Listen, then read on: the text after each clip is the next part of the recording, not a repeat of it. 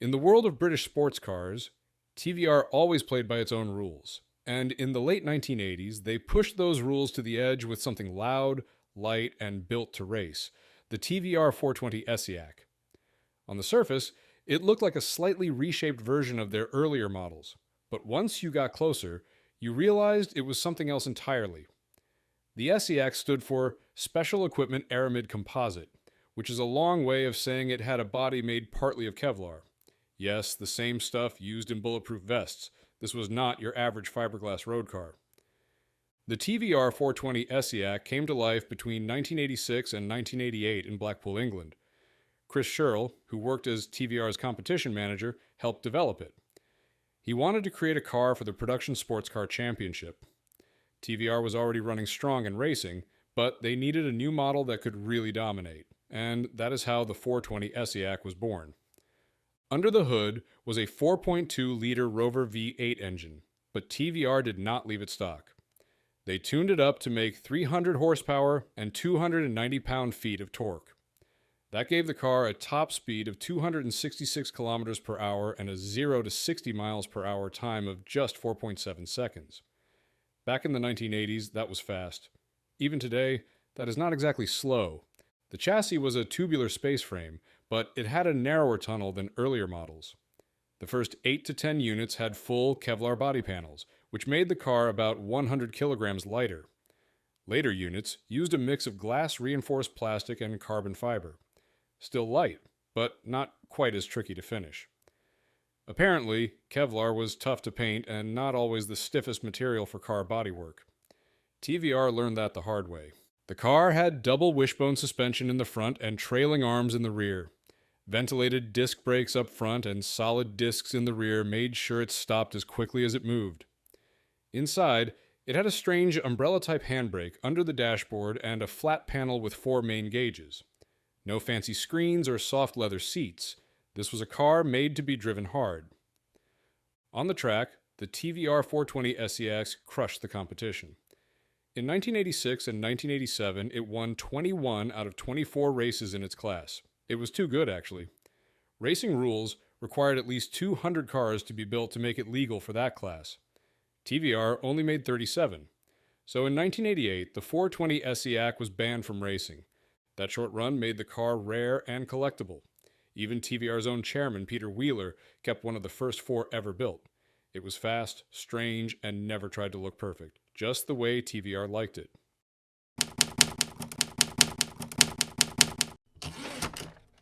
In the late 1960s, a small British company decided to build a car that looked fast, sounded tough, and could be built in limited numbers without needing a huge factory. This company was Trident Cars Limited. It was founded by Bill Last, a former car dealer who had once sold cars for TVR. After TVR ran into financial trouble, Bill bought the rights to a sports car design made by Trevor Fiore, also known as Trevor Frost. That design was originally intended for a TVR model, but it ended up becoming the base for Trident's first car, the Trident Clipper. Just a couple of years later, Trident introduced its second model, the Trident Venturer. The Trident Venturer made its debut in 1969. It looked similar to the earlier Clipper, but there were some key differences. It had a fiberglass body, which kept it light and made it easier to build in small batches. Underneath, it used a stretched version of the Triumph TR6 chassis. That meant it had independent suspension at all 4 corners, with coil springs all around. The Venturer was made to feel more stable and a bit more practical than the Clipper. The engine in the Trident Venturer was a 3.0-liter V6 made by Ford. This was the same Essex engine that powered many British cars at the time. It was known for being reliable and easy to work on. The Venturer came with a 4-speed manual transmission. It could go from 0 to 60 miles per hour in about 8 seconds and had a top speed of around 193 kilometers per hour. Not exactly race car numbers, but it was fast enough to scare your neighbor in his sedan. The inside of the car had a 2+2 seating layout. That meant 2 proper seats up front and 2 smaller ones in the back, just big enough for kids or maybe your dog, if it did not mind tight spaces. In 1971, Trident added a tailgate that opened, which made the car a bit more usable for groceries or luggage. The car's body and mechanical parts were easy to maintain because they came from existing cars and engines already on the market. The price in 1971 for a kit version of the Venturer was £2,298 before taxes. For comparison, you could get a new Mini for way less, but the Venturer looked a lot more serious. Trident only made around 84 Venturers before they stopped production in 1974. Some sources say only 49 were actually built. Record keeping at the time was not perfect, and Trident was a tiny company. Today, the Trident Venturer is a rare sight. It is one of those cars that you might see at a British car show and think, wait, what is that? It is not famous, but it is part of a time when small companies like Trident thought they could take on the big names with just a fiberglass mold, a Ford engine, and a bit of confidence.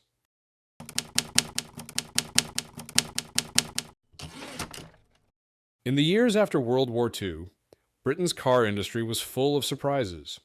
Some companies made big luxury cars. Others focused on basic transport. But in a quiet corner of Bradford, a small firm called Jowett decided to do something different. They were known for making practical cars like the Jowett Javelin. But in 1950, they took a chance on a lightweight sports car that almost no one expected. A car built to win races and gain export orders. They called it the Jowett Jupiter, and it looked like nothing else on the road. The Jowett Jupiter came from Jowett Cars Limited, based in Idle, near Bradford. The idea was born after the Javelin gained attention, especially in competitions. The British government at the time was limiting steel supplies, and companies that exported more cars got better allocations. So Jowett decided to create a high-performance export sports car using their existing Javelin engine. They hired Dr. Robert Eberhard von Eberhorst, an Austrian engineer who had previously worked with Auto Union and helped design their famous racing cars.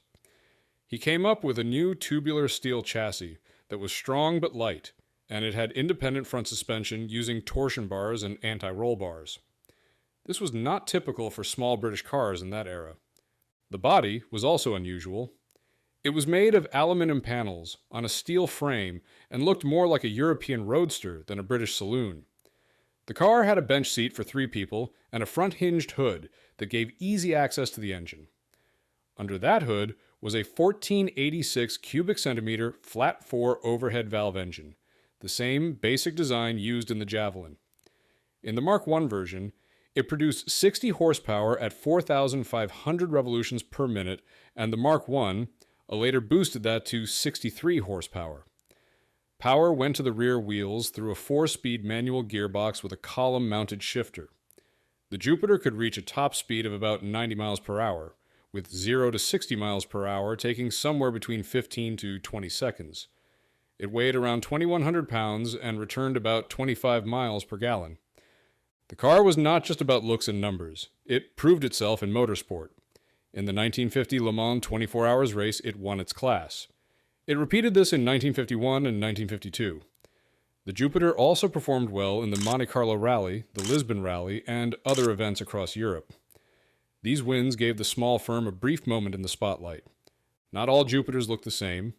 Around 75 rolling chassis were sent to different coach builders, including Stabilimenti Farina, Ghia Suisse, Abbott of Farnham, and Richard Mead.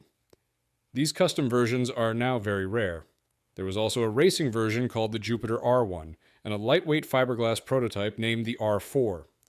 Only 3 of those were made. But by 1954, Jowett was in trouble. Costs were rising, sales were falling, and newer sports cars from other companies made the Jupiter look old. Jowett shut down car production that year, and with it, the Jupiter's run ended. Today, it is mostly remembered by collectors and a few classic car fans, especially those who enjoy oddball British engineering with a bit of Austrian flair.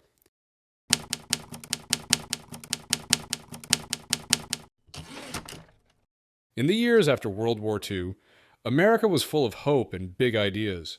People wanted new homes, new jobs, and new cars, but not everyone wanted something big and expensive. In Buffalo, New York, a few men believed there was room for a small, simple car. One that was fun, light, and cheap. They did not want to build another giant car like Ford or Chevrolet. They wanted to build something different.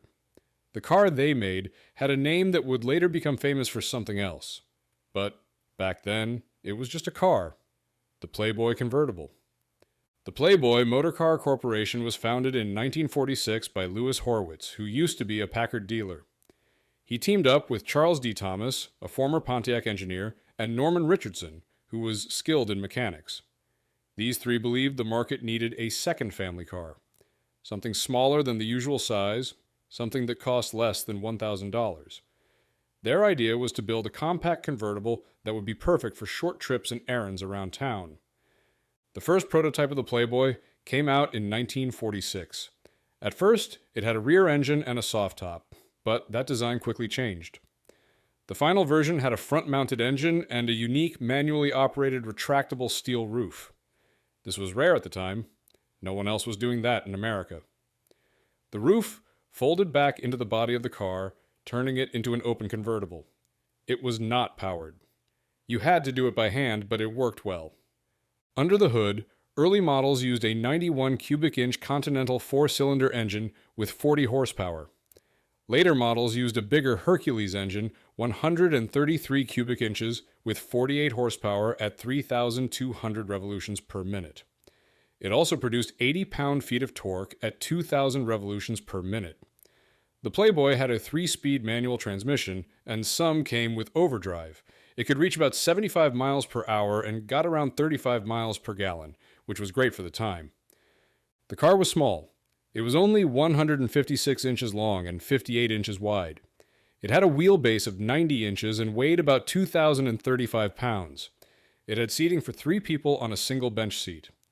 The front suspension was independent, with coil springs and shock absorbers. The back had a live axle with leaf springs.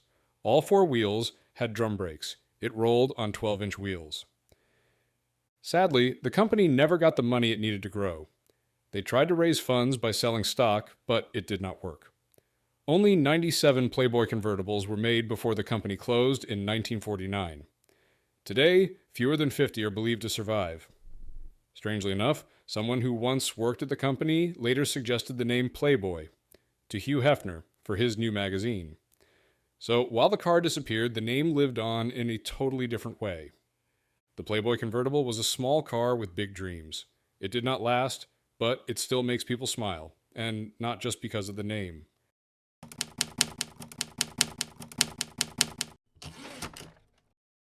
In the early 1960s, a small Italian car company tried something different. Officine Specializzate Costruzioni Automobili, better known as O.S.C.A, stepped into the world of grand touring cars. This was a surprise, because O.S.C.A had mostly built racing cars before. The company was founded in 1947 by 3 brothers, Ernesto, Ettore, and Bindo Maserati. Yes, those Maseratis. They had sold their original company, Maserati, in 1937 to Adolfo Orsi, but these brothers were not done building fast cars. The car they created was the O.S.C.A 1600 GT. It came out in 1960. This car had a tubular steel chassis that made it strong but not too heavy. The body was designed by some of Italy's top coach builders.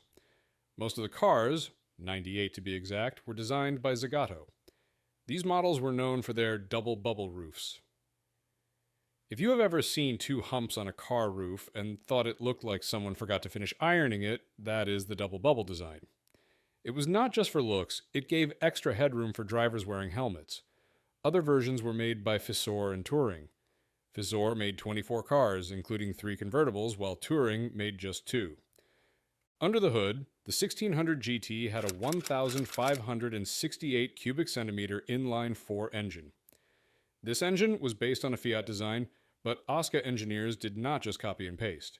They upgraded it with an aluminum twin-cam cylinder head. The standard engine, with 1 Weber carburetor, made about 95 horsepower.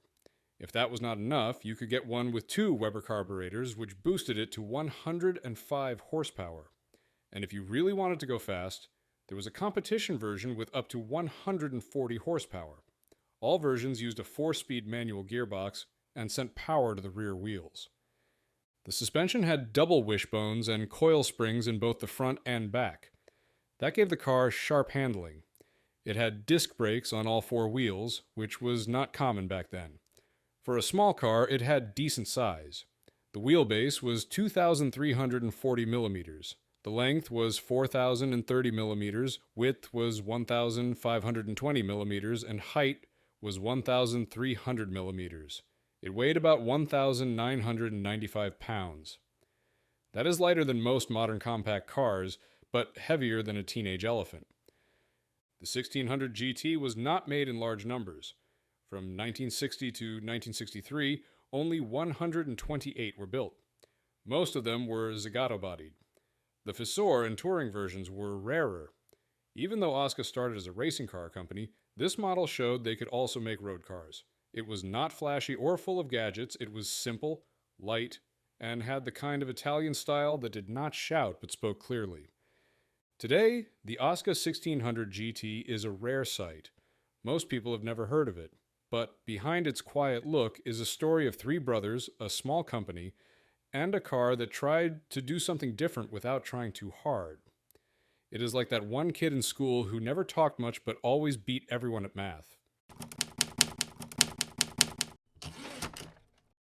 In the world of old sports cars, there is one that stands out not because it was super famous, but because it was quietly impressive. It is called the Buyers SR100. Most people have never heard of it, but once you learn about it, you will wonder why it never became a household name. It was not made by a big car company. It was made by a man named Jim Byers, who had a passion for building cars from fiberglass. This is the story of how one man tried to build the perfect sports car in his own way, with his own hands, and a whole lot of fiberglass. Jim Byers started his work with fiberglass cars in the early 1950s. In 1952, he helped design the Victress body, which was one of the early American fiberglass sports cars. Then, in 1953, he worked with a man named Dick Jones to create a car called the Meteor SR1. That car was shown at the 1953 Peterson Motorama in Los Angeles, California. But in 1955, Jim Byers and Dick Jones went separate ways. They did not argue or fight. They just wanted to build their own ideas. That same year, Jim started working on a new car. He used the design of the Meteor SR1 as a starting point, but then he changed many things. He added a new shape to the rear fenders, changed the back of the car completely, and created what would become the Byers SR100. The SR100 was built to fit cars with a 100-inch wheelbase. That is actually why it was called SR100. The SR stood for Sports Roadster, and the 100 stood for 100 inches. The body was made from hand-laid fiberglass. Buyers could customize the body to fit their own chassis and parts. It was like buying a fancy plastic shell that you could drop onto your own frame. Back in the 1950s, that was a pretty cool thing to do on weekends. Under the hood, many SR100 were powered by a 265 cubic inch V8 engine. That is about 4.3 liters. These engines made around 195 horsepower and 260 pound-feet of torque. Since the car was light, it could go pretty fast for the time. It was not made to race, but it was definitely not slow either. Between 1955 and 1961, Jim Byers made about 25 of these fiberglass bodies. Then a company called Kellison bought the molds and made around 25 more.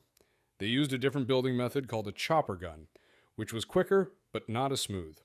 So, if your Byers body looks a little lumpy, blame Kellison. The Byers SR100 got a big spotlight in February 1957. It appeared on the cover of Road and Track magazine.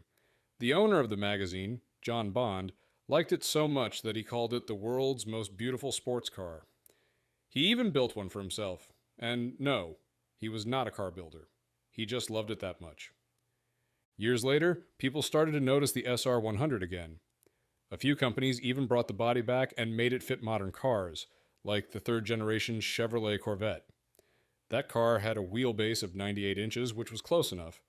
The Byers SR100 might not be in museums or big movies, but it has a real story. It came from a time when one man in California could dream up a car, build it, and actually sell it. Jim Byers did not become rich or famous, but he did leave behind something that still turns heads, and maybe even raises a few eyebrows from Corvette owners.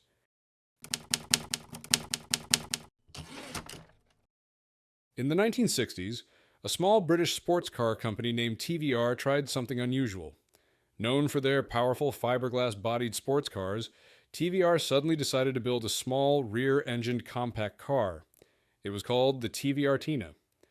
The car never made it into production, but the story behind it is filled with interesting names, a bit of drama, and some surprising choices. The idea for the TVR Tina came after TVR was taken over by Martin Lilly in 1965. The company was in a tough spot financially and needed a new direction. Martin Lilly wanted to expand TVR's market and offer something smaller and more affordable than their usual models. At the time, small, sporty cars were gaining attention in Europe, and TVR wanted to try their luck. To create this new car, TVR teamed up with Trevor Fiore, a car designer who was working with the Italian design firm Carrozzeria Fiore. That partnership alone sounds like the start of a sitcom.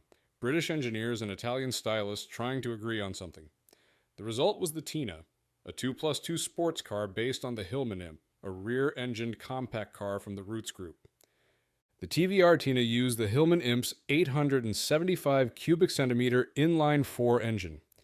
It was mounted at the back of the car and produced about 38 kilowatts or 51 brake horsepower at 6,100 revolutions per minute. That was not a lot of power, but for a lightweight car weighing just about 1,560 pounds, it was enough to get it moving. The top speed was around 160 kilometers per hour, and it used about 8.1 liters of fuel per 100 kilometers. Two prototype versions of the Tina were made. One was a convertible, known as the Spider, and the other was a fixed-roof coupe. The Spider made its first appearance at the 1966 Turin Motor Show in Italy. It had square headlights behind clear plastic covers and a sleek design. However, people were not too happy with the front of the car. Critics said it would not pass safety regulations in the United States. That was not great news for a company hoping to sell internationally. TVR quickly changed the design. Both prototypes got a more standard front end with different headlights. The updated versions were shown at the 1966 London Motor Show. They looked a bit more traditional, but interest was still limited. The Tina was planned to use fiberglass bodies eventually, but the prototypes were made of steel. That was not typical for TVR, which was known for working with fiberglass. The name Tina reportedly came from the daughter of Jerry Marshall, a race car driver and TVR employee. It sounds like a friendly name for a car, but even a cute name could not save the project. TVR tried to find help from other companies, including Jensen Motors, Aston Martin, and the Roots Group, but none of them agreed to work together. Without support, and without the ability to mass produce, the TVR Tina project was cancelled. Today, only the two prototypes remain. The Tina is mostly forgotten by the public, but it tells a lot about how far companies will go to try new ideas when they are struggling. It is also a reminder that even with Italian designers and British engineering, not every experiment turns into a success. Sometimes, it just turns into a weird little car with a very polite name.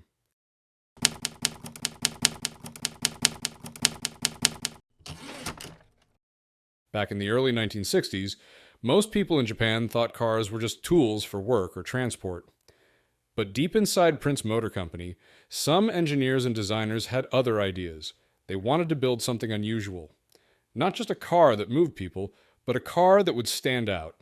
One that could sit beside the luxury vehicles of Europe and not look out of place. What they made was strange, expensive, and sold in tiny numbers. But it quietly changed Japanese car history forever. This is the story of the Prince Skyline Sport. The idea started in Tokyo, where Prince Motor Company was working on cars like the Prince Gloria. Their cars were already more upscale than the typical Japanese sedans, but now they wanted a stylish coupe. To help with the design, they went straight to Italy and hired Giovanni Michelotti. Michelotti was one of the most well-known car designers in Europe. He had worked with Ferrari, BMW, and Triumph. He gave Prince something they had never had before, a car that looked like it belonged in a European car show. Michelotti designed both a two-door coupe and a convertible. The final car was based on the Prince Gloria's chassis and went by the model code BLRA3. It first showed up at the 1960 Turin Auto Show in Italy. The Skyline Sport looked like nothing else from Japan. It had long lines, a wide front grille, and even canted headlights, which leaned slightly to the side like American cars from Lincoln or Chrysler. The coupe was sleek and smooth, and the convertible looked even more exotic.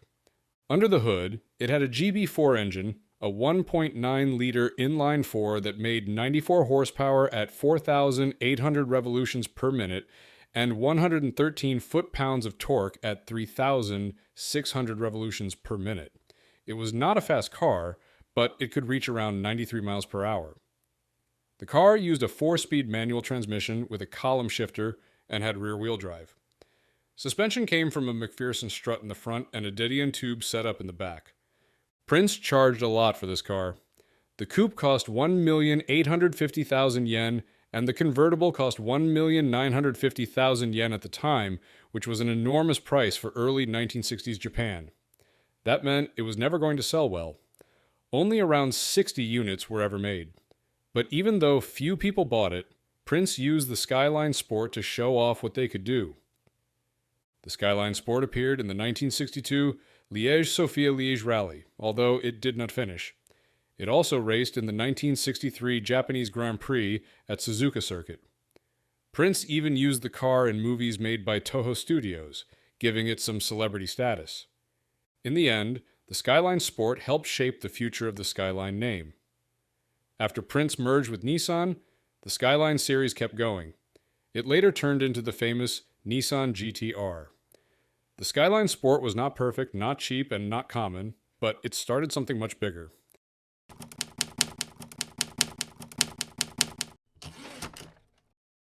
In the early 1960s, an unusual car was born out of a dream to mix American power with Italian design. It was called the Apollo 5000 GT. Not many people have heard of it, and even fewer have seen one in real life. But behind its sharp body and long hood, there's a strange and fascinating story involving engineers, designers, businessmen, and a lot of shipping crates crossing the Atlantic Ocean. The idea for the Apollo 5000 GT came from an American engineer named Milt Brown. He wanted to build a sports car that looked like the sleek European models but used reliable American engines. That way, it would be easier to maintain and cost less than cars from Ferrari or Aston Martin. To make this happen, he teamed up with a Canadian businessman named Frank Reisner. Frank owned a company in Italy called Carrozzeria Intermeccanica, which made custom car bodies. This partnership was the start of the Apollo GT project. The first design of the Apollo was done by Ron Plescia, who studied at the Art Center School of Design in Los Angeles. His design gave the car a long hood and short rear, which made it look fast even when it was parked. But the first version had some problems, like poor rear visibility and an awkwardly long front. So, Frank Reisner brought in a designer named Franco Scaglione, who had worked for the famous Italian company Bertone. Franco made changes to the design, including bigger rear windows and extra side windows. That helped improve the look and the driver's view. The bodies were hand-built in Italy. The prototype was made of aluminum, but later production cars used steel for most of the body, with aluminum used only for the hoods and doors. After the bodies were done, they were shipped to Oakland, California. That is where the engines and other mechanical parts were installed. This system of building part of the car in Italy and the rest in the United States was complicated, but it was cheaper than building everything in one place. Under the hood, the Apollo 5000 GT used a 4.9-liter V8 engine from Buick. That is about 300 cubic inches. It produced around 250 horsepower and was connected to a 4-speed manual transmission, though a 3-speed automatic was also an option. The frame was made of steel, and the suspension came from Buick in the front and a 4-link trailing arm in the back. The car had power disc brakes in the front from Bendix and drum brakes from Chevrolet in the back. It could go from 0 to 60 miles per hour in about 8.4 seconds, and it had a top speed close to 140 miles per hour.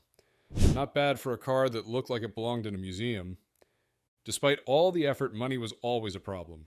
Milt Brown's company, International Motor Cars, only managed to sell 42 cars before they had to stop production in 1964.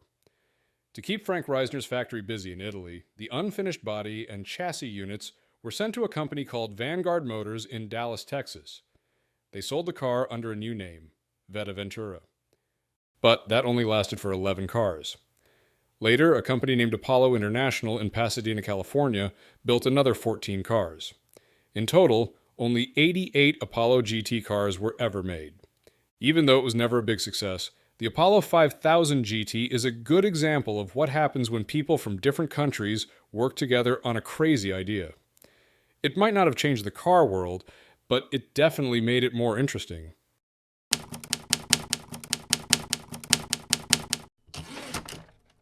In 1977, when gas prices were climbing and compact cars were taking over American roads, Chrysler still had something very different to offer. It was huge, it was heavy, and it had a 440 cubic inch V8 engine under the hood. This was the 1977 Chrysler Newport. At a time when other companies were downsizing, Chrysler seemed to double down on big. The 1977 Chrysler Newport was part of the fourth generation of the model, which had been in production since 1974. It used the Chrysler C body platform, which meant unibody construction and a massive footprint. The car came in three versions: a two-door hardtop coupe, a four-door sedan, and a four-door hardtop. The custom trim was dropped for this year, leaving just the standard Newport model on sale. Chrysler offered a range of engines for the Newport, but the most powerful one was the 440 cubic inch V8, part of the RB series. This engine made 195 horsepower at 3,600 revolutions per minute and produced 320 pound-feet of torque at just 2,000 revolutions per minute. That much torque, delivered so early, made the car move smoothly despite weighing about 4,500 pounds. It used a 4-barrel Carter carburetor and a compression ratio of 8.2 to 1. The engine was paired with Chrysler's 3-speed TorqueFlite automatic transmission. To try and save a bit of fuel, Chrysler installed its lean burn system. It used a basic computer to adjust ignition timing. That might not sound like much now, but back then it was a pretty new idea. It was not perfect, but Chrysler thought it would help with emissions and gas mileage. The body measured 226.6 inches long and 79.7 inches wide. The wheelbase was 124 inches. These numbers made the Newport one of the largest cars in its class. Inside, the car was all about space. The seats were large bench types and could be ordered in cloth and vinyl or fancy Williamsburg cloth. Power steering and power brakes came standard. Air conditioning was an option. The dashboard had wide, easy-to-read gauges, and the controls were laid out in a way that made sense. In terms of production, Chrysler made 399,297 cars in total during 1977, and a good number of those were Newports. Specifically, there were 10,566 two-door hardtops, 14,808 four-door hardtops, and 32,508 four-door sedans. By the time 1977 rolled around, the oil crisis from 1973 had changed what many buyers wanted in a car. People were looking for smaller, cheaper vehicles with better fuel economy. Still, the Newport managed to hold on a bit longer. It appealed to drivers who liked the comfort of a big American car and were not ready to give it up yet. The Newport was not flashy or sporty, but it was roomy and powerful. And, in its final years, it stood as one of the last full-size sedans from Chrysler before everything started to shrink.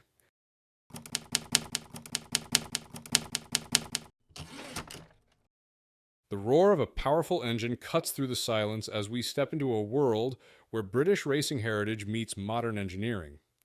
Imagine a time when a bold new sports car aimed to challenge the norm. A car with a compact 2.0-liter V10 engine set at a unique 22.5 degrees angle that promised both speed and fuel efficiency. The Connaught Type D carries the legacy of a racing past when Connaught engineering earned a place in British motorsport history. In 1955, Tony Brooks won a Grand Prix at Syracuse, marking the first victory by a British car with a British driver since the pre-war era. That historic moment lifted the Connaught name, known for building race cars for Formula One and Formula Two. In later years, the Connaught Motor Company was formed in 2004 by Tim Bishop and Tony Martindale. They were determined to create a sports car that would honor the past while using new ideas to push performance and efficiency. Their vision was to build a sports car that mixed high performance with an eco-friendly approach. The design of the Type D was simple yet thoughtful.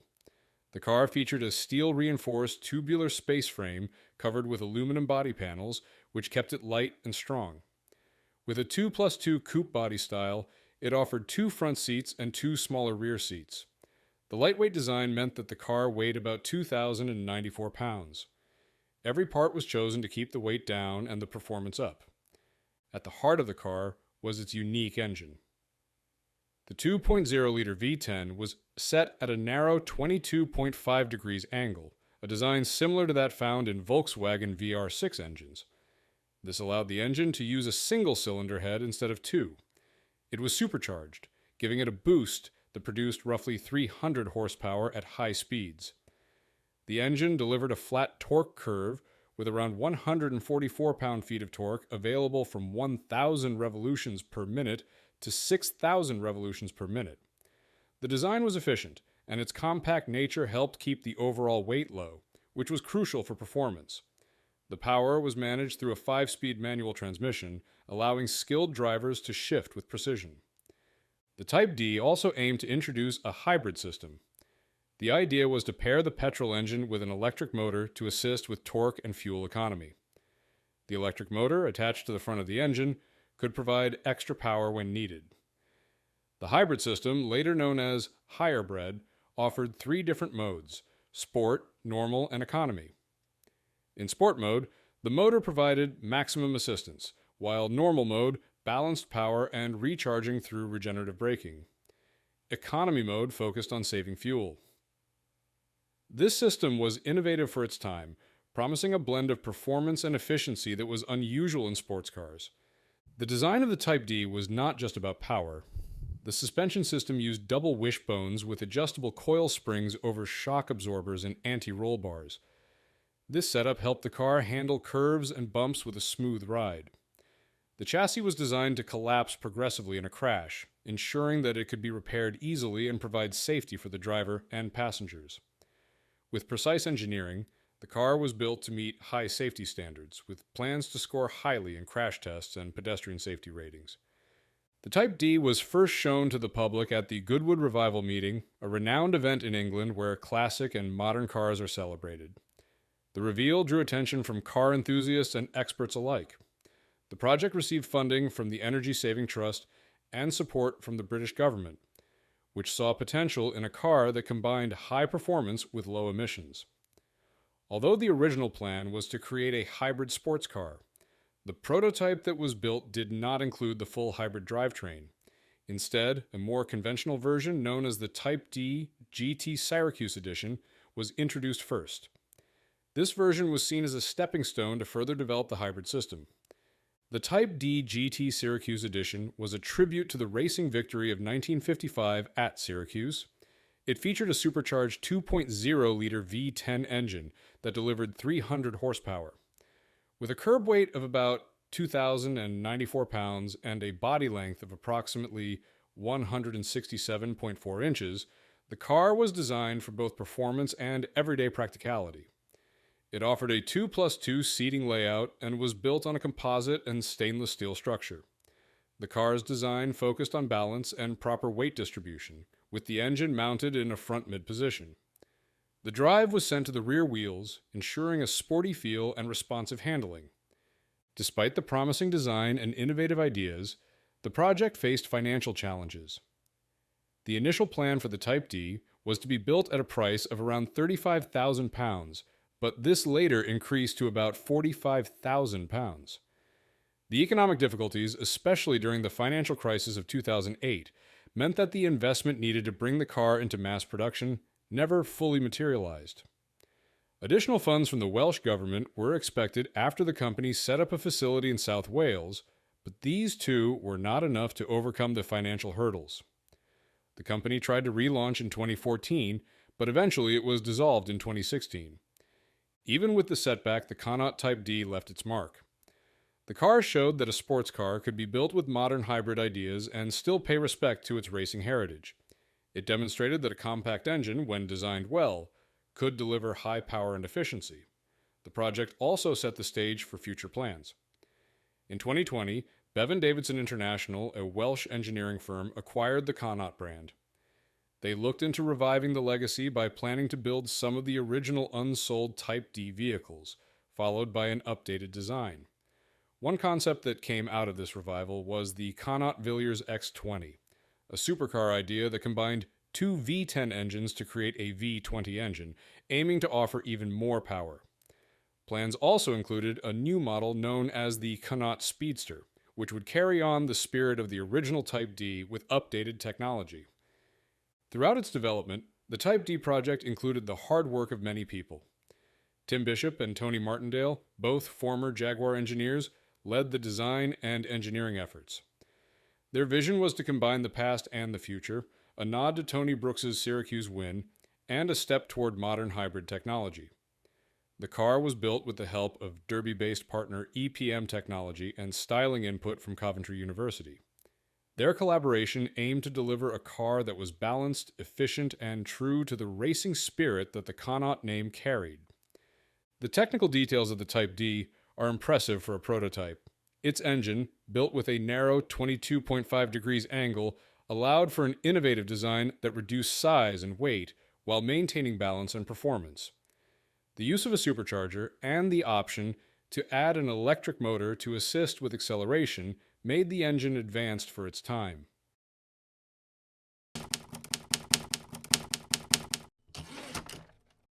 The Berkeley T60 made its debut in September 1959. After World War II, Britain faced many economic challenges. People needed affordable transportation that did not cost too much to buy or run. Car makers tried to produce vehicles that were simple and efficient. In this climate, Berkeley Cars Limited had already built sports cars like the SA322, the SE328, and the SE492. These models used small engines and were built with fiberglass bodies. The fiberglass work came from Berkeley Coachwork, a company owned by Charles Panter that was known for building caravans. Panter teamed up with Laurie Bond, who had a background in designing small cars. Bond had worked on the Bond minicar and the Bond minibike. Their combined experience in making lightweight vehicles helped them create a car that met the needs of the time. At a time when vehicles with 3 wheels did not require a full car license and had lower road tax and insurance costs, the Berkeley T60 fit perfectly into the market. The car cost about 400 British pounds when it was released. This low cost made it very popular among people who needed a simple car for daily use. The T60 was built using a fiberglass monocoque body, which meant that the body and the frame were one piece. This construction method made the car very light. Early models of the T60 weighed about 680 pounds, while later ones reached around 725 pounds because of changes in materials. This light weight helped the car achieve a top speed of around 60 to 65 miles per hour. Under the hood, the T60 carried a 328 cubic inch engine called the Excelsior Talisman. This engine was a 2-stroke parallel twin design that produced about 18 horsepower. Despite the small size of the engine, the car was quick enough to handle the busy streets of Britain. The engine was mated to a 4-speed manual gearbox with reverse. This gearbox, known as the VR gearbox, was a robust design that helped drivers manage the power of the small engine. Power was sent to the front wheels, which was a choice that set the T60 apart from many other cars at the time that used rear-wheel drive. The suspension system of the Berkeley T60 was simple but effective. The front suspension was independent, which helped the car handle well on the rough roads of post-war Britain. In order to fit a single rear wheel, the design of the rear suspension was changed from the earlier 4-wheeled models. Instead of using a swing axle, the T60 used a trailing arm system. This system was important because it maintained stability on the road and reduced the risk of damage to the car's structure. The brakes were hydraulic drum brakes on both the front and rear wheels, giving the car the stopping power needed despite its small size. One interesting aspect of the T60 was how it used a unique 3-wheeled layout. With 2 wheels at the front and 1 at the rear, the T60 was able to meet legal requirements that allowed it to be driven on a motorcycle license. This 3-wheel design also meant that the vehicle had lower production costs and lower running costs. As drivers needed a car that was cheap to run, the T60 was able to provide an affordable solution. The simplicity of the design also meant that repairs were easier and parts were less expensive. Berkeley Cars Limited numbered each T60 produced. The chassis numbers for the standard T60 started at 1 and went up to roughly 1,800. In the early production run, the T60 featured a bench seat with a pull handbrake. Later on, changes were made to replace the bench seat with bucket seats and a floor-mounted handbrake. The change in the seating arrangement and the move from aluminum to steel reinforcement in the body were part of a series of modifications made during the production of the T60. These modifications were practical steps taken to improve safety and reduce costs as the company faced economic pressures. Not long after the standard T60 was released, a new variant was introduced in October 1960. This version was known as the T64. The T64 was different in that it offered extra seating. The body of the car was modified to provide room for 2 children in the back. The design of the rear of the car was changed to create a fixed bench seat, and a noticeable bulge in the center backrest accommodated the extra seating. The T64 had its own chassis numbering system that began with a prefix indicating it was a T64.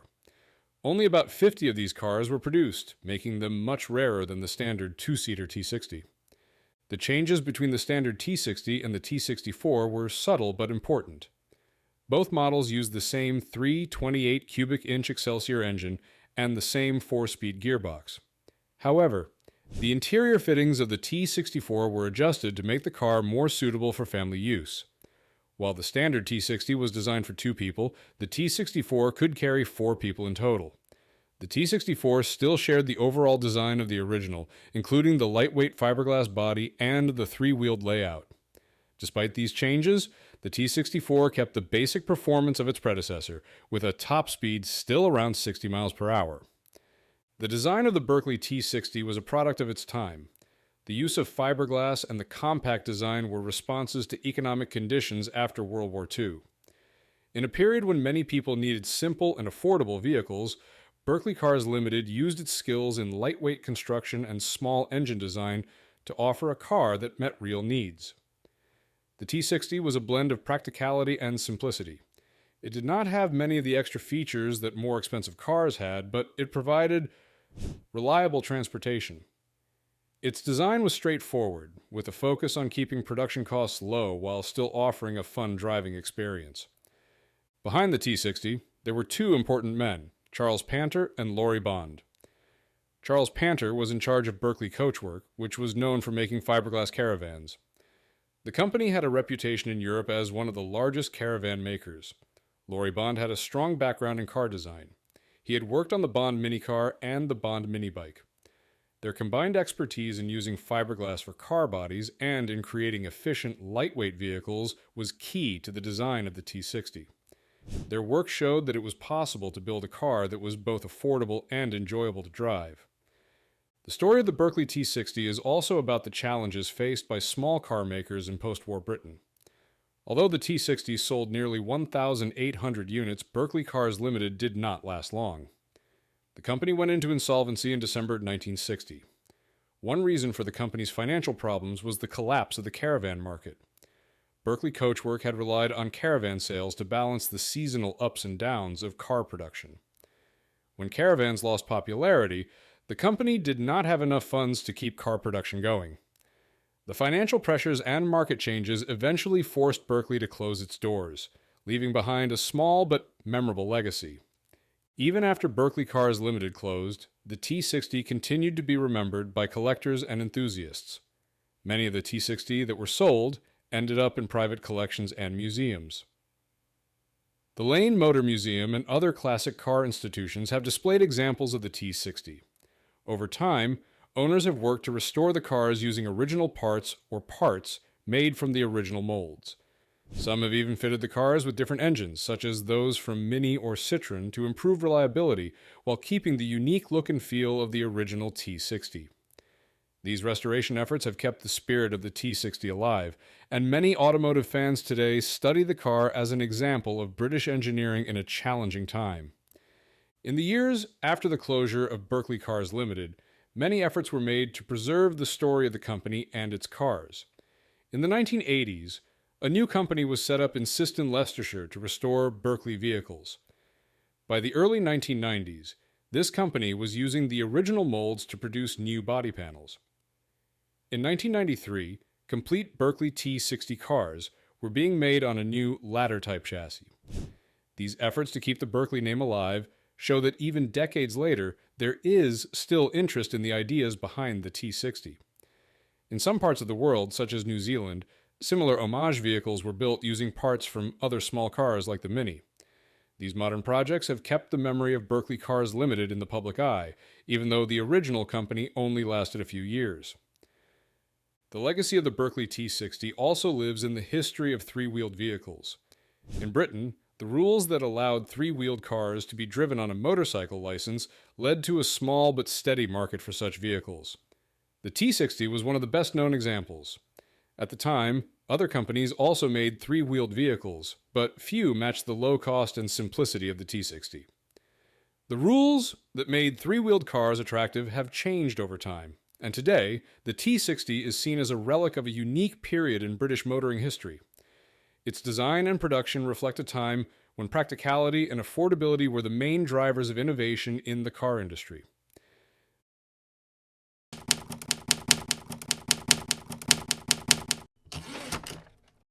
Most car companies chase the future, but two brothers from Italy decided to bring the past back to life by building a brand new car that looks like it just rolled out of the 1950s.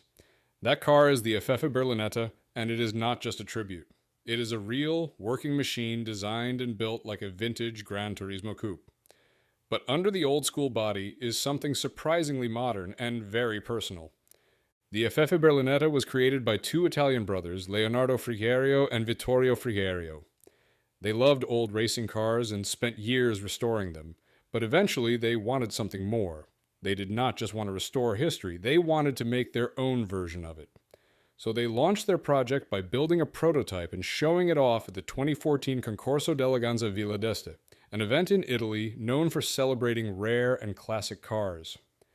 That first version caught some attention, and 2 years later, in 2016, the car made its official debut at the Top Marks Monaco show. The Berlinetta is built the way cars used to be made. It has a tubular steel space frame underneath, which was designed using modern CAD tools, but built by hand. The body panels are hammered out of aluminum by craftsmen, just like in the old days. Even the interior sticks to the past. There is a wooden Nardi steering wheel, wool carpeting, hand-stitched leather seats, classic toggle switches, and Jaeger gauges. It is all very retro, but very real. The engine is a rebuilt 2.0-liter twin-cam four-cylinder taken from Alfa Romeo. It uses twin Weber 45 DCOE carburetors and makes around 180 horsepower at 6,500 revolutions per minute. That might not sound like much, but the Berlinetta only weighs about 1,742 pounds without fluids. That gives it a strong power-to-weight ratio and allows it to reach a top speed of about 152 miles per hour. Power goes to the rear wheels through a 5-speed manual gearbox, and the suspension setup includes independent front arms and a live rear axle with a Watts linkage. Stopping power comes from disc brakes on all four corners, and the car rides on 15-inch wire wheels with center lock hubs. It is not pretending to be a race car, but it is clearly made for serious driving. Each unit is built to order, and customers can pick colors, trim, and even add heating or air conditioning. The price starts at around €300,000, or roughly $340,000. Even though it is not mass-produced, the Effeffe Berlinetta has earned respect for sticking to a very specific idea.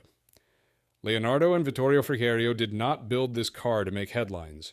They built it because they wanted to. It is not the fastest or most high-tech car out there, but it is probably the only new car where you can smell oil, hear carburetors, and still feel like you are back in 1959. Except now, you can plug in your phone and not get stranded halfway up a mountain.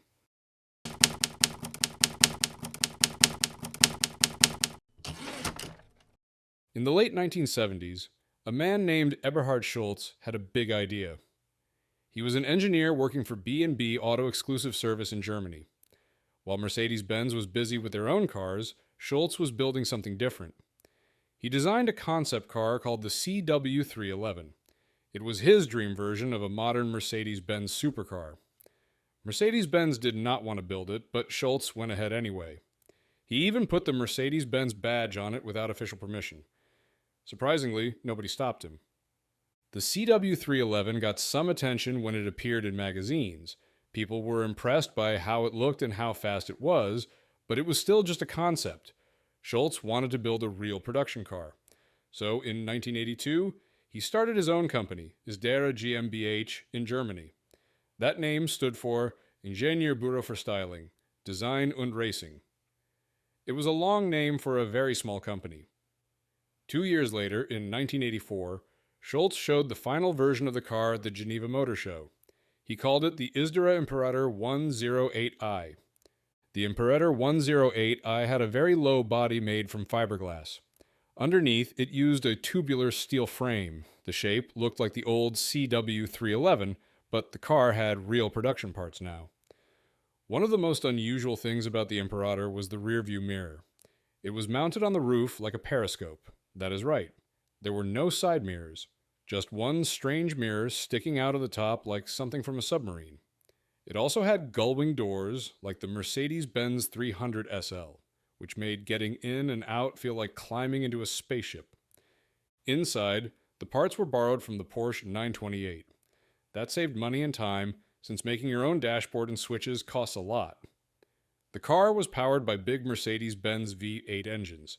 The early ones used a 5.0-liter M117 engine that made around 235 horsepower. Later versions had a 5.6-liter engine with up to 300 horsepower. The most powerful ones had 5.6 or 6.0-liter AMG V8s with 365 to 410 horsepower. All versions had a 5-speed manual transmission made by ZF, with the engine sitting behind the driver. Between 1984 and 1993, only 30 cars were built. The first 17 cars were made between 1984 and 1991. These had fixed headlights. The last 13 cars, built from 1991 to 1993, had pop-up headlights and a slightly different body. All of them were hand-built. If you wanted one, you had to call Eberhard Schultz himself. No dealers, no showrooms. Just a phone call and a lot of money.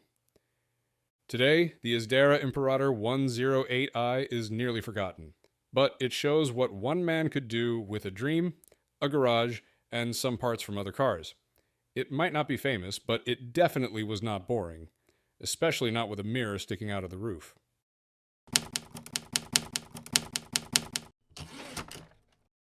The story begins with a spark in Cambridge, United Kingdom in 1954, a time when a small workshop set out to build cars that would race on tracks and be driven on ordinary roads. In a dramatic twist that hints at many challenges ahead, Brian Lister and his team took humble beginnings, using a simple tubular ladder chassis, a de Dion rear axle, and a tuned MG engine. On a crisp day at Oulton Park, with racing driver Archie Scott Brown behind the wheel, the early Lister car made its debut at the British Empire Trophy. That first outing, modest yet determined, showed that even with basic parts like an MG engine and stock gearbox, there was potential. Changes were soon made. A more tuned Bristol engine replaced the MG power, and knockoff wire wheels came into play instead of the original drum brakes. These adjustments helped the car win the 2-liter class at a race supporting the British Grand Prix at Silverstone. This introduction to racing hinted at a long journey filled with innovation, loss, and reinvention. A journey that would eventually lead to one of the most unique sports cars ever built. In 1954, Brian Lister set the stage in a modest Cambridge workshop by building sports cars that used simple engineering methods. The first car had a tubular ladder frame and a de Dion rear axle. Early on, Lister used an engine from MG. When the car raced at Oulton Park with Archie Scott Brown at the wheel, it showed promise.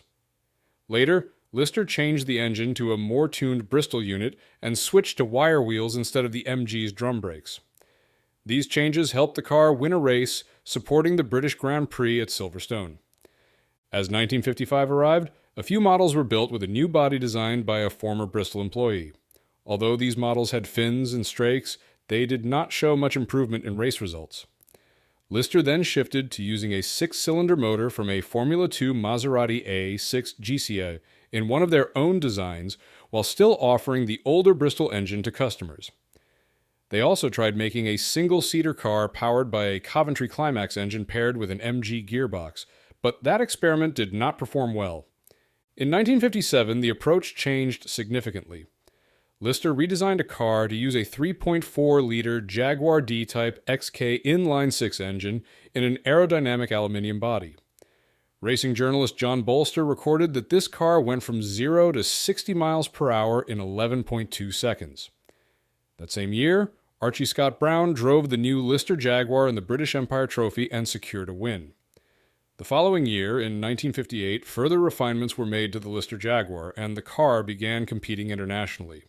However, tragedy struck when Archie Scott Brown lost his life in a crash at Spa-Francorchamps while driving a Lister Jaguar. Cars from these years earned the nickname Lister Nobly because of the curved design in their bodywork. In 1959, Lister hired aerodynamicist Frank Costin. He designed a new body built around a Chevrolet Corvette engine. The new model had a front engine layout. This design did not keep pace with the shift to rear-engine sports cars that became popular with cars like the Cooper. By the end of 1959, Lister stopped producing race cars for major events, though they continued making sports cars for private buyers. In 1963, the company was chosen by the Roots Group to work on the Sunbeam Tiger for the 24 Hours of Le Mans. Lister improved the Tiger by upgrading its suspension and brakes and adding a fastback hardtop with a sloping windscreen. The Tiger's Ford V8 was tuned by Carroll Shelby to produce more power. The car was built to hit around 170 miles per hour, but engine failures and other problems led Roots to refund the engines. This project did not go as planned, and Lister's tuning works suffered as a result. After years of quieter operations, the Lister name returned in 1986 when Lister Cars Limited was formed in Leatherhead, Surrey. Under the watchful eye of engineer Lawrence Pierce, the new company tuned nearly 90 Jaguar XJS models. These tuned Jaguars could reach speeds well over 150 miles per hour and cost more than 100,000 pounds. This work paved the way for a new sports car. In 1993, Lister introduced the Lister Storm, a car meant for both road driving and racing, built with the lessons learned over the decades. The Lister Storm road car was a bold move in 1993. It was designed as a grand tourer that could handle both everyday roads and the intense demands of racing. Only 4 road cars were made, a decision driven by the high cost of development and production. At the heart of the Storm is a 7.0-liter Jaguar V12 engine, a significant engine because it is the largest V12 ever placed in a production car since World War II. This engine was based on the unit used in the Jaguar XJR9, a car known for its performance at the 24 Hours of Le Mans. The engine in the Storm was modified with new bore and stroke measurements to reach 6,996 cubic centimeters. It produced roughly 585 to 594 horsepower. The engine also produced around 580 pound-feet of torque. These numbers gave the Storm strong performance. The car could accelerate from 0 to 60 miles per hour in about 4.1 seconds and was claimed to reach a top speed of around 208 miles per hour. The power of the engine, combined with the car's design, set a new standard for four-seat Grand Tourers. The Storm's construction featured a carbon fiber body over a carbon fiber chassis. Using carbon fiber helped reduce weight and improve strength. The Storm weighs around 3,670 pounds. The body design was partly inspired by the Volkswagen Corrado, as elements like the doors and greenhouse were borrowed from that model. The design also focused on reducing air resistance. Every detail, from the shape of the front end to the underbody, was carefully planned to lower drag. Inside, the Storm was built to seat 4 passengers comfortably. Despite its high performance, it was also practical for long drives.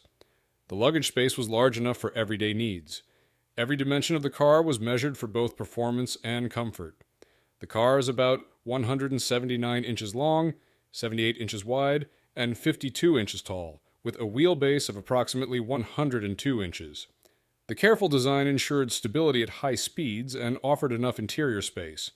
The transmission in the Storm is a 6-speed manual gearbox made by Getrag. This gearbox allowed drivers to manage the high power from the V12 engine effectively. The Storm combined advanced materials and powerful engineering to create a car that was unique at the time. It was built during a period when many manufacturers were experimenting with new construction methods and power plants. Although the Storm's design was not conventional compared to its rivals, it became known for its rare production and solid performance. The car was produced during a time when few manufacturers offered such high performance in a 4-seat package. Its high price, around £220,000 when new, meant that it was a rare sight on the roads. Today, the Storm is considered a collector's item, and its history is carefully documented by automotive enthusiasts and historians. Every detail in the car's design has been recorded, from the carbon fiber construction to the modified Jaguar V12 engine, making it one of the most studied sports cars in history. While the road car set records, Lister did not stop there. The company took the Storm into the world of racing. The first racing version, known as the Storm GTS, made its debut at the 24 Hours of Le Mans in 1995. In that race, the Storm GTS competed in the GT1 class alongside cars such as the McLaren F1 GTR, the Ferrari F40 LM, and the Porsche 911 GT2. Unfortunately, the Storm GTS faced a setback when a gearbox failure ended its race after only 40 laps.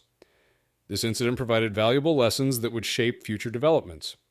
In 1996, Lister signed a sponsorship deal with Newcastle United and hired engineer Jeff Kingston to improve the racing car. Changes were made to the bodywork and brakes, and the engine was moved back by 5 inches to improve weight distribution. A new 6-speed sequential gearbox replaced the older 5-gear speed unit, with the gearbox relocated to the rear. In the 1996 24 Hours of Daytona, the Storm GTS was driven by Jeff Lees, Tiff Needell, and Kenny Atchison. During that race, the car was involved in a high-speed crash that resulted in severe damage. Kenny Atchison suffered injuries including temporary vision loss, a broken rib, and a decrease in lung capacity. After the crash, a new car was built by G-Force for later races. That same year, the rebuilt Storm GTS was entered in the 24 Hours of Le Mans. With drivers such as Anthony Reed joining Lees and Needle, the car managed to finish the race, though it was many laps behind the leaders. Later in 1996, the Storm GTS was raced in the BPR Global GT Series at the Nürburgring. In that event, the car was running in 3rd place before retiring. At Brands Hatch, another race in the BPR Series saw the Storm GTS qualify strongly but then retire after encountering engine issues while still in 3rd. Following these events, Lister developed a revised version called the Storm GTL in 1997. This version featured a longer, more aerodynamic front end, and continued to use a carbon fiber structure. The Storm GTL made its debut at Daytona, where it finished 19th overall and 4th in its class. Later that year, 2 Storm GTLs were entered in Le Mans, though both did not finish the race.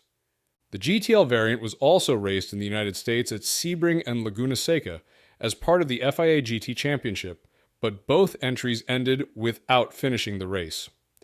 In the 1997 British GT Championship, the Storm GTL managed to secure a win and a 2nd place finish at Donington Park, marking its first notable success in a national series. By 1999, Lister introduced the Storm GT, a version that looked less aggressive in its bodywork compared to the GTL.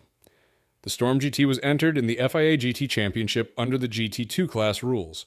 Early in the season, the car had setbacks at races like Monza and Silverstone, where it did not finish despite showing promise. In a race at Hockenheim, the Storm GT finished only 2 laps behind the winners, who were driving Chrysler Viper GTSRs. Later in 1999, the Storm GT recorded a pole position and a 3rd place finish at Zolder, followed by a 2nd place finish at Donington Park. In the British GT Championship that year, drivers such as David Warnock, Tiff Needell, Jamie Campbell-Walter, and Julian Bailey drove the Storm GT. Their combined efforts led to wins in both the GT2 category and overall race victories. In the 2000 FIA GT Championship, one Storm GT chassis, known as GTM 002, saw a series of impressive performances. In 2003, Lister Cars tried something different with the Storm LMP, a Le Mans prototype. Designed by Andy Thorby, the Storm LMP was an open-topped car intended for endurance racing. Although it was originally planned to use a Judd V10 engine, the final build used a Chevrolet V8 engine instead. The Storm LMP employed a Hewland TLS 6-speed sequential gearbox with a Megaline paddle shift system. The car was entered in races such as the 24 Hours of Le Mans test days and later in the Vallelunga 6 Hours. After suffering a heavy crash and other technical issues, the Storm LMP managed to finish some races with mixed results. In mid-2005, the Storm LMP was converted into a hybrid and entered in a wet Silverstone round of the Le Mans Endurance Series, where it finished 18th.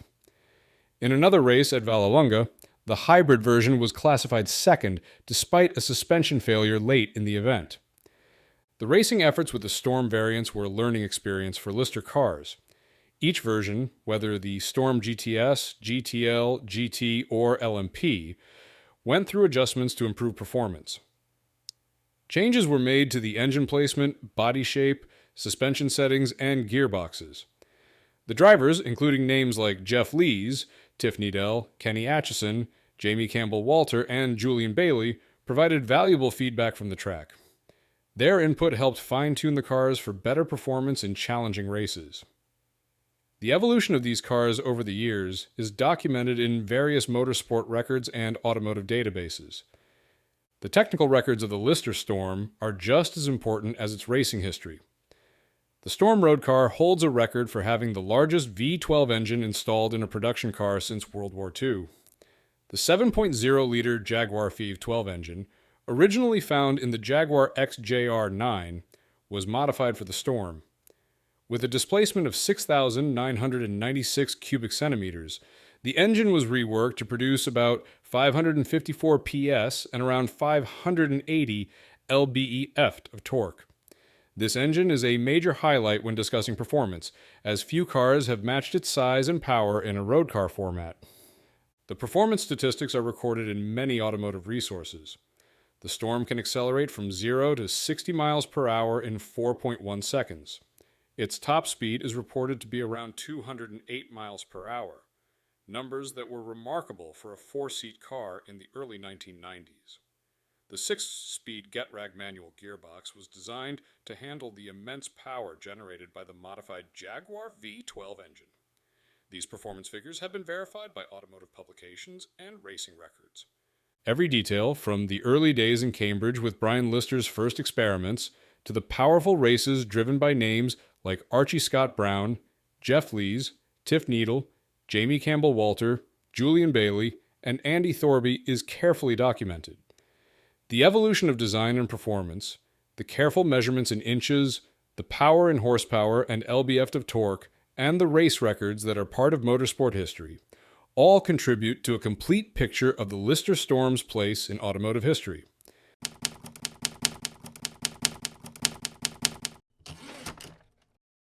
In the golden age of motorsport, when the roar of V8 engines echoed across racetracks worldwide, one car emerged as a symbol of unprecedented collaboration between Italian craftsmanship and American muscle.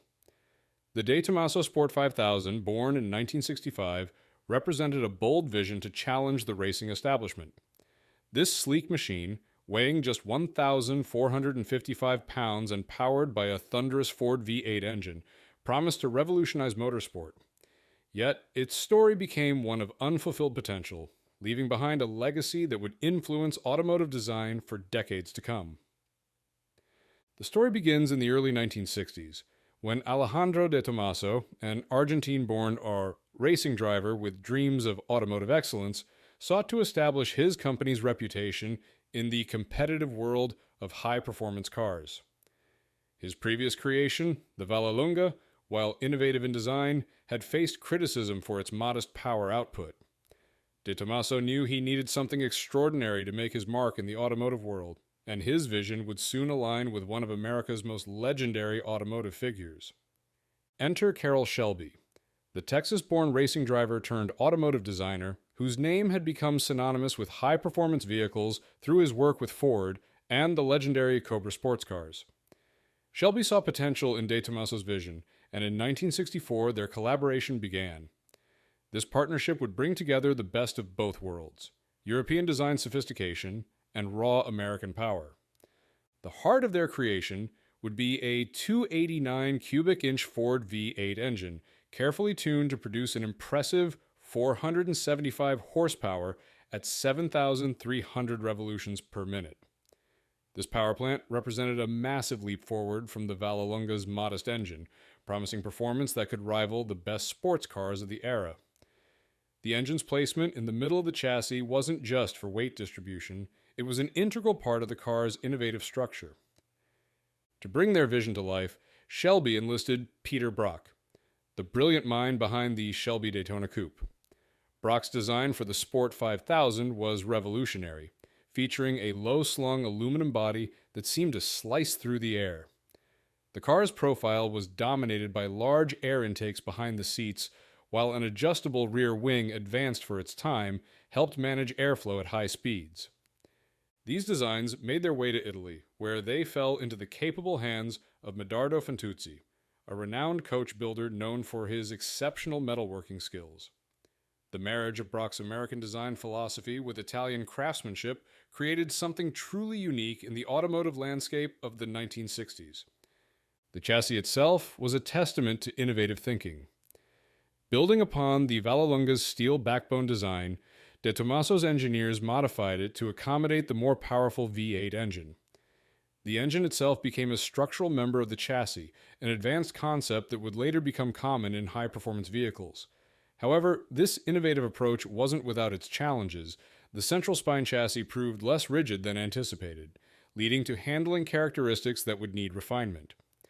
The suspension system was equally sophisticated, featuring double wishbones with coil springs over tubular shock absorbers at the front, while the rear employed a complex setup of reversed lower wishbones, top links, and twin trailing arms. This configuration was designed to provide precise control and stability at high speeds, essential for both racing and road use. As the project progressed, tensions began to emerge. Shelby, upon seeing the initial bodywork produced in Italy, felt it didn't capture the essence of Brock's original design. In response, he sent Brock to work directly with Fantuzzi, leading to a revised version dubbed the De Tomaso P70. The updated design featured a movable rear wing and full doors, making it eligible for GT racing competition. However, fate had other plans. Before the end of 1965, Shelby withdrew from the project, turning his attention to Ford's struggling GT40 program. This departure left De Tomaso searching for new partnerships to bring his vision to completion. He found an ally in Ghia, the prestigious Italian coach builder, leading to the car being renamed the Ghia de Tomaso. The public got their first glimpse of the completed car at the Turin Motor Show in November 1965. Painted in striking red, the Sport 5000 commanded attention with its dramatic lines and innovative features. The car made subsequent appearances at the Modena Racing Car Show in February 1966 and graced the cover of Road and Track magazine in March of the same year. Despite the initial excitement and ambitious plans to produce at least 10 units, with the possibility of an additional 40 for racing homologation, only one prototype of the Sport 5000 was ever completed. The development process faced numerous challenges without Shelby's backing, and bringing such an innovative design to production proved more difficult than anticipated. The car's racing career was equally brief. While intended to compete in prestigious events like the 12 Hours of Sebring and the 24 Hours of Le Mans in 1966, these dreams never materialized. The Sebring entry was withdrawn, and Le Mans organizers rejected the car's application. Its sole competitive appearance came at the Mugello Grand Prix in July 1966, with Italian driver Roberto Busanello at the wheel. Unfortunately, mechanical issues forced retirement on the opening lap, marking both the beginning and end of the Sport 5000's racing career. The technical specifications of the Sport 5000 reveal its potential. The car measured 160.8 inches in length and 69.5 inches in width, with a wheelbase of 93 inches. Its lightweight construction resulted in a total weight of just 1,455 pounds, promising exceptional performance when combined with its powerful engine. The 5-speed manual transmission was designed to harness the engine's substantial power output effectively. While the Sport 5000's racing aspirations may have gone unfulfilled, its influence extended far beyond the racetrack. The rear-end design influenced Pete Brock's later work on the Hino Samurai racing car, while engineering concepts and components found their way into the more successful De Tomaso Mangusta road car. Following Alejandro de Tomaso's passing in 2003, the sole Sport 5000 prototype remained at the factory in Modena, Italy, until 2004. A Belgian collector then acquired this unique piece of automotive history, preserving it for future generations to appreciate. The De Tomaso Sport 5000's story exemplifies the challenges faced by innovative automotive projects in the 1960s. It represented a unique moment in automotive history when American engineering prowess met Italian design excellence, creating something truly extraordinary. While it may not have achieved its intended racing success, the Sport 5000 left an indelible mark on automotive design and engineering. The car's development occurred during a transformative period in motorsport history, when regulations were evolving and new technologies were emerging. The Sport 5000's innovative features, including its stressed engine design and adjustable aerodynamics, were ahead of their time. These concepts would later become standard in high-performance vehicles, validating the forward-thinking approach of De Tomaso and his team. The car's brief appearance at the Mugello Grand Prix, while disappointing, provided valuable insights into the challenges of developing cutting-edge racing machines. The mechanical issues that led to its retirement highlighted the fine line between innovation and reliability, a balance that all racing car designers must strike.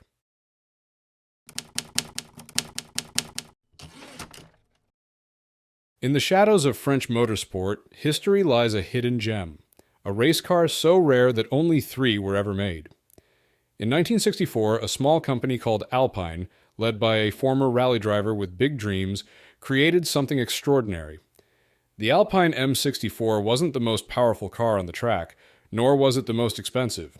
Yet this lightweight prototype, weighing just 1,428 pounds, would go on to achieve something remarkable at the world's most prestigious endurance race. This is the story of innovation, tragedy, and triumph that led to one of racing's most efficient machines. The story begins in 1955, when Jean Redel, a passionate racing enthusiast, founded Alpine in Dieppe, France. Initially, Redel focused on modifying Renault 4 CVs for racing competitions, but his ambitions stretched far beyond simple modifications. His first creation was the A106 in 1955, marking Alpine's entry into car manufacturing. However, it wasn't until 1962 that the company took its first step into prototype racing with the M63. The development of the M63 was marked by both promise and tragedy. While the car showed potential, it faced structural issues that would ultimately lead to devastating consequences. During the 1963 24 Hours of Le Mans, driver Christian Heinz lost his life in a tragic accident. This heartbreaking event forced Alpine to reassess their approach to race car design, leading to the birth of the M64. The M64's development was entrusted to aerodynamics engineer Marcel Hubert, who designed a sleek fiberglass body that would slice through the air with minimal resistance. The car's dimensions were compact yet purposeful, 167.3 inches in length, 64.6 inches in width, and a low-slung height of 42.1 inches, with a wheelbase of 90.6 inches. The chassis itself was a masterpiece of engineering, crafted from specialized molybdenum metal tubing that provided exceptional strength while keeping weight to a minimum. At the heart of the M64 was a Renault Gordini Type 55 engine, a compact yet powerful 1.1-liter inline-4 featuring double overhead camshafts. This diminutive power plant produced 115 horsepower at 7,000 revolutions per minute, breathing through 2 twin-choke Weber 45 DCOE carburetors. Power was transmitted to the rear wheels through a robust Hewland 5-speed manual transmission, known for its precision and reliability. The suspension system was equally sophisticated, utilizing fully independent suspension with helicoidal springs and hydraulic shock absorbers at all 4 corners. Girling disc brakes provided the stopping power, essential for the demanding nature of endurance racing. The entire package was capable of reaching speeds up to 168 miles per hour, an impressive feat for a car with such modest engine displacement. The M64's defining moment came at the 1964 24 Hours of Le Mans. Drivers Roger de la Goneste and Henry Moreau piloted the car in the prototype 1150 class, facing competitors with significantly more powerful engines. Over the course of 24 grueling hours, the M64 completed 292 laps, covering an astounding 2,436 miles at an average speed of 101 miles per hour. This performance secured 17th place overall and, more importantly, victory in its class. But perhaps the M64's most remarkable achievement at Le Mans wasn't its class victory, but its incredible fuel efficiency. The car averaged 21 miles per gallon throughout the race, an unprecedented achievement that highlighted the effectiveness of Alpine's lightweight, aerodynamic approach to race car design. Just 2 weeks after Le Mans, the M64 proved its success was no fluke. At the 12 Hours of Reims on July 5, 1964, de la Goneste and Moreau again showcased the car's capabilities. Completing 241 laps and covering approximately 1,243 miles, they secured another class victory and 18th place overall. The high-speed Reims circuit, with its long straights and challenging corners, perfectly suited the M64's aerodynamic efficiency and stable handling characteristics. The car's competition history also included successful outings in various hill climb events, where its lightweight construction and agile handling proved advantageous on narrow, winding roads. At the Paris 1,000-kilometer race at the Montlhéry circuit, the M64 secured a second-place finish in its class, further cementing its reputation as a reliable and competitive machine. After its racing career, chassis number 1711 took on a new role as a development platform for Alpine's future projects. The car received modifications, including the addition of vertical tail fins, which would influence the design of its successor, the Alpine A210. This modified version would contribute to Alpine's racing program from 1966 to 1969. In 1977, the modified M64 was sold to J.L. Marnot in France, who kept it briefly before selling it to another owner. For nearly 50 years, this historic race car remained hidden from public view, preserving its original condition. Recent years have seen the car undergo a comprehensive restoration, returning it to its 1964 specifications while retaining the developmental tail fins that played such an important role in Alpine's engineering progress. The M64's construction techniques were revolutionary for their time. The space frame chassis, influenced by British engineer Len Terry's work, provided exceptional rigidity while maintaining minimal weight. The fiberglass body wasn't just lightweight. It was shaped to minimize air resistance, with every curve and contour serving a specific aerodynamic purpose. The car's mid-engine rear-wheel drive layout provided optimal weight distribution, enhancing handling characteristics and traction. This configuration, combined with the fully independent suspension system, allowed the M64 to maintain exceptional stability and control in various racing conditions. The M64's legacy extends beyond its racing achievements. Of the 3 chassis built, numbers 1709, 1710, and 1711, each played a role in advancing Alpine's understanding of aerodynamics and lightweight construction. These principles would influence not only the subsequent A210, but also Alpine's approach to race car design for years to come. The M64's impact on French motorsport culture cannot be understated. In an era when British and Italian manufacturers dominated international racing, Alpine showed that a small French company could compete and win at the highest levels. The M64's success at Le Mans and Reims brought national pride and demonstrated the capabilities of French engineering on the global stage. Today, the Alpine M64 stands as one of the most significant race cars of its era. Its combination of innovative design, impressive performance, and remarkable efficiency set new standards in prototype racing. The survival of chassis 1711, complete with its developmental modifications, provides a tangible link to a pivotal period in motorsport history.